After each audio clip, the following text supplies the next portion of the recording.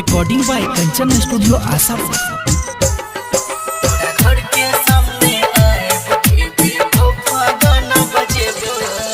जहिना हम कानै छी जान तहिना तोर कनेब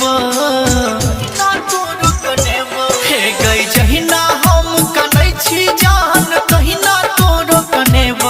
तोरा घर के सामने आएब के बेवफा गाना बजेबो। तोरा घर के सामने आएब के बेवफा गाना बजेबो।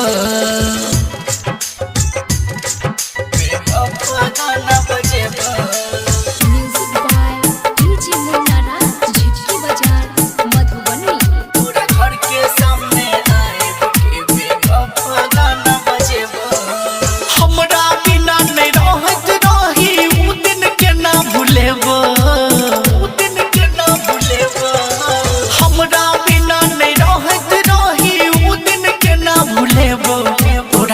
के सामने आएब के बेवफा गाना बजेबो। तोरा घर के सामने आएब के बेवफा गाना बजेबो। बेवफा गाना बजेबो।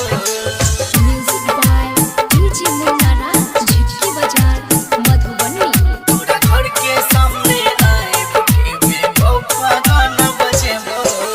झूठा प्यार रहो तोहर सबके आई जनेबो। सबके आई जनेबो गई। झूठा प्यार रहो तोहर सबके आई जनेबो। तोरा घर के सामने आएब के बेवफा गाना बजेबो। तोरा घर के सामने आएब के बेवफा गाना बजेबो। बेवफा गाना बजेबो।